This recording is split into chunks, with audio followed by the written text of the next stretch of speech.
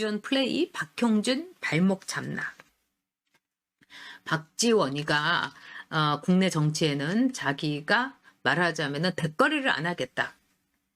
참여를 안 하겠다. 국내 정치 절대로 관여 안 하겠다 했더니 이번 선거에 박지원이가 아주 장단지를 치고 있습니다.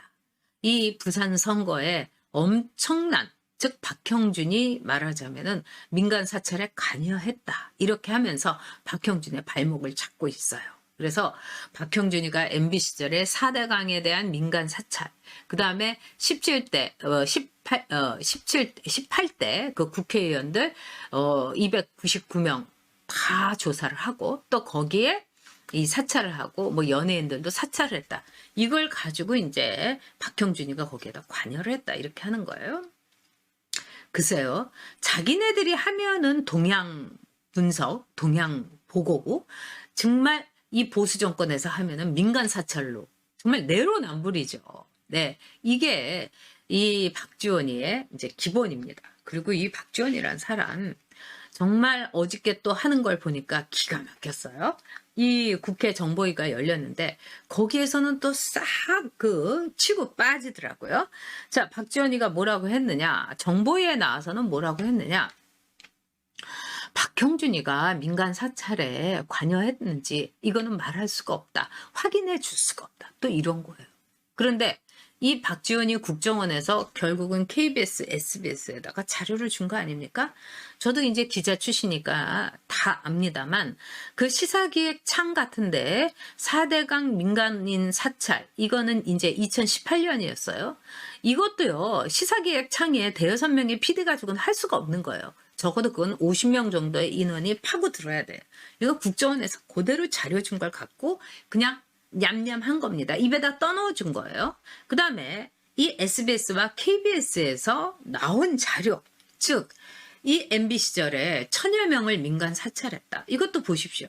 KBS에서도 이걸 보도하고 SBS에서도 보도를 했는데 이거는 대거 인원이 한 1000명 정도가 자료 보고 분석하고 사람 만나고 여러분 스팟라이트라든가 스테이트 오브 플레이 두 개 다 엄청나게 좋은 영화입니다. 근데 그 영화에서 보면은 전사가 달려들어요. 보스턴 글로브라든가 이런 데서요. 그래서 이 성추행을 한 신부들 교구 전입 이렇게 전출되고 이런 거 다 그렇게 해가지고도 몇 년을 걸리는 건데 어떻게 KBS나 SBS에서 그걸 얌얌할 수가 있겠습니까? 거기다가 아나운서가 9개월 동안요. 90일 동안요. 지 맘대로 멋대로 뉴스를 했는데 그것도 모르고 있던 인간들이 일을 안 하는 거예요. KBS에서. 뭐겠습니까? 국정원이 장난치고 박지원이 싹싹 소스를 준 겁니다. 그런데 그런 그 박지원이 어저께요. 국회 정보위에서는요. 이거는 공개를 할 수가 없고요. 그리고 뭐 이 박형준 선수는 거기에 관여했다는 걸 확인할 수가 없습니다. 드러나질 않았습니다. 이러면서 자기는 쓱 빠진 거예요. 그러면서 KBS에서 나온 자료라든가 이런 걸 보면은 3월 달에는 자료를 공개할 수 있다. 공개할 것이다. 이렇게 나오는 거예요. 그러니까 KBS에 나가는 그런 자료를 두고 자기는 쓱 빠지는 거예요. 진짜 교활하고 간사하고 간교하고 사악한 박지원인 거죠. 거기에 이제 놀아나는 게 SBS, KBS, TBS 그리고 민주당도 놀아나고 있어요. 민주당도 어저께 닥쳤던 개 됐던 거죠.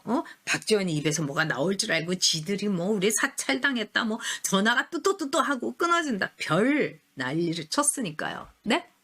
근데 박지원이가 이제 치고 빠진 거예요. 왜?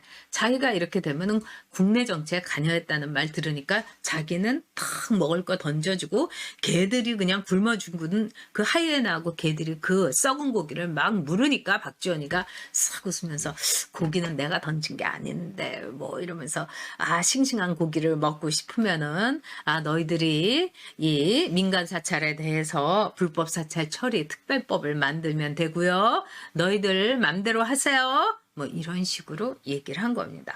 진짜 기가 막힌 거죠. 그러면 박지원에 대해서 우리가 한번 짚고 넘어가죠. 자, 박지원이가 지금 80 먹은 노인네입니다. 근데 박지원의 인생이라는 거는 거짓말로 점철된 거예요. 뭐 여러분 제가 하여튼 박지원에 대해서 뉴욕에서도 뭐 들은 바가 있고 이래서 뭐 여러 가지 얘기했는데 한번 따로 올려드리도록 하겠습니다.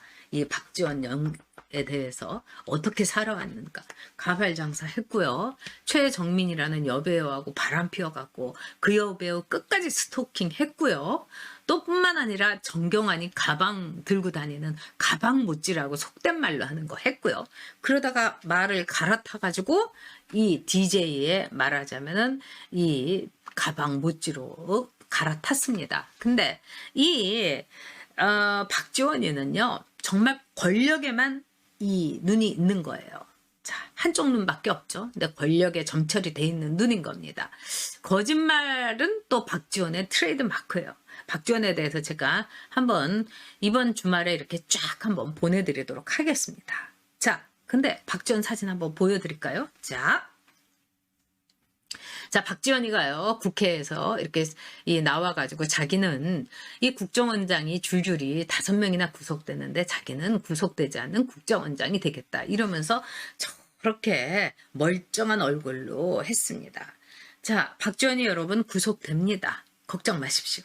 자, 박지원이 다음 사진 보여주세요. 자, 저 사진이 박지원이가 대북 불법 송금해가지고 박지원이가 이제 들어갔을 때죠.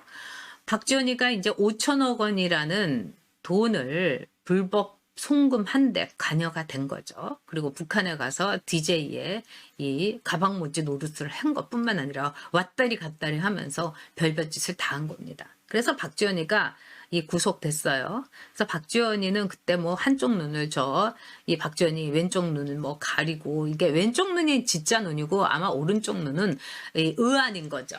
그러면서 자기가 뭐 죽게 생겼다, 뭐 다 죽게 생겼다 법정에 저렇게 환자복 입고 나와가지고 휠체어 타고 온갖 이제 휠체어 쇼를 했어요.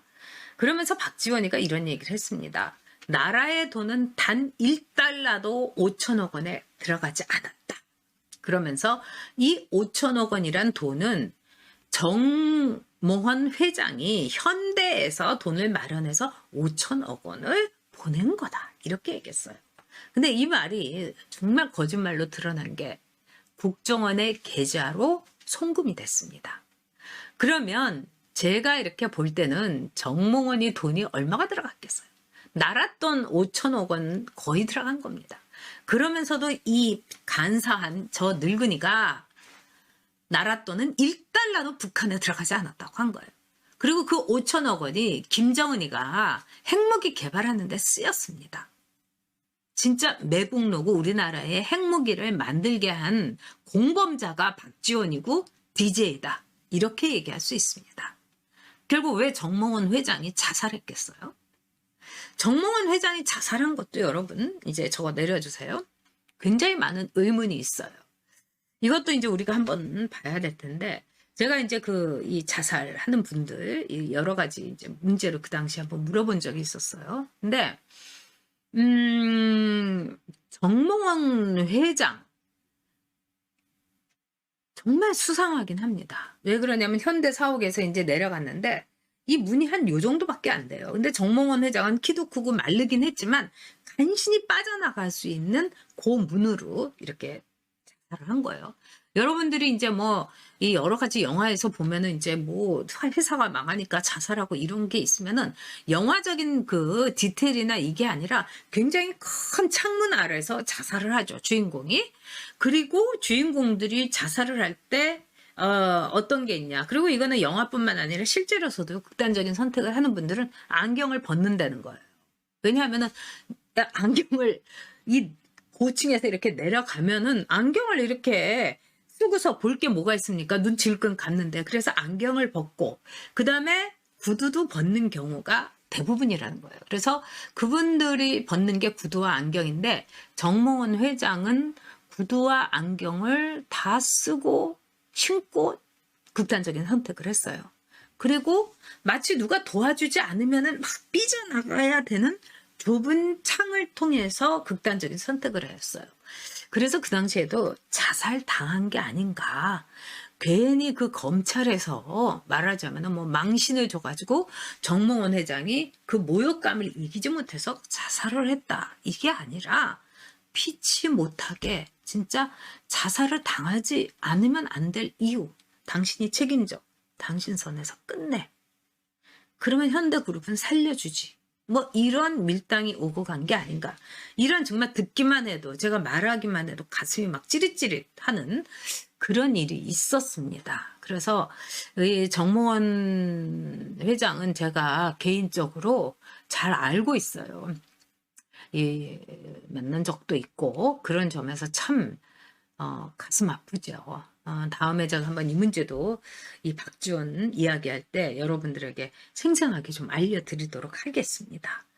자, 거짓말로 점철된 박의 인생. 박의 인생은 타인을 죽게 만들고 자신은 권력과 부귀 영화를 취한 인생이 아닌가. 저는 이렇게 생각이 듭니다. 그래서 안재민님께서는 지원이 북한 송금으로 구속되더니 어제는 국정원 사찰로 결국 또 정치화 후에 구속돼서 담장을 넘어서 구치소로 갈 것. 저도 그렇게 생각합니다. 그렇죠. 이 몽실언님 DJ가 이 김우중한테 사기친 겁니다. 자, 이 박형준 부산 선거 역풍 분다. 자, 이게 중요한 거예요. 자, 어저께 제가 이러다가 또 박형준이 어떻게 되는 거 아닌가. 근데 저는 그렇습니다. 박형준도 자기 입장을 확실하게 밝히고요. 왜냐하면 부산시장 하겠다는 사람은 많아요. 그리고 해도 좋은 분들 많고요. 뭐 박민식이 이현주 다 좋습니다. 그런데 박형준이 지금 이렇게 높은 지지율을 보내고 있는데 제가 부산 분들한테 어저께 전화 좀 많이 걸어봤어요. 또 제가 이제 특히 정치할 때 부산 조직 갖고 있는 분한테 또 박형준 쪽에서도 일하는 분들이 있어요. 그래서 아니 이거 어떻게 되는 거냐 이러다가 또 부산에서 지금 김영춘이 좀 이렇게 올라오는 것 같은데 어떻게 되냐 이랬더니 부산에서 이건 여러분들이 좀 안심하셔도 되게 아이고 마 역풍 불고 이신다 딱 이러는 거예요. 그래서 어떻게 역풍을 부냐. 아니 박지원이가 서울 안 될 것 같으니까 부산이라도 어떻게 좀 뒤집어 보려고 이 부산에다가 지금 저런 식으로 막 박형준이 죽이게 하니까 이 부산 사람들이 우리가 남이가 막 이러면서 똘똘똘똘 뭉치고 있다는 거예요. 그래서 오히려 박형준이는 딱 단단해지고 있다는 거예요. 글쎄 이게 이제 캠프에 있는 분이 이렇게 얘기를 하셨고요. 그 다음에 이제 부산에 있는 제 친구들은 뭐냐고 하면은 부산 사람들 그렇게 간단치 않다. 딱 그러더라고요. 그래서 제가 너무너무 안심을 했습니다. 그리고 지금 박형준에 대해서 박지원이가 박형준을 날려버리려고 하는 이 국정원의 음모 이게 그냥 쫙 퍼지고 있다는 겁니다. 그래서 박형준 부산 선거 역풍이 확실하게 불고 있다. 여러분 조금 안심하셔도 될 것 같습니다. 그리고요 이렇게 장난치면 안 됩니다. 바보입니까? 진짜 저는 거짓말하는 사람들이 진짜 바보라고 생각해요. 왜 그러냐? 좀 머리가 안 좋거나 바쁜 분들은요. 그래 이러다가 집에 가서 생각해보니까 새빨간 거짓말이네. 이럴 때 많죠. 저도 그럴 때 많습니다. 그런데 또 이런 거에 또 빠끔인 분들은 그 즉시 알아먹습니다. 그래서 지금 부산 분들이 선거에 아주 오거더니 이 추악한 자식 이러면서 이 주먹 꼭 쥐고 있기 때문에 오히려 이 박지원이 박형준이를 완전히 도와주고 있다.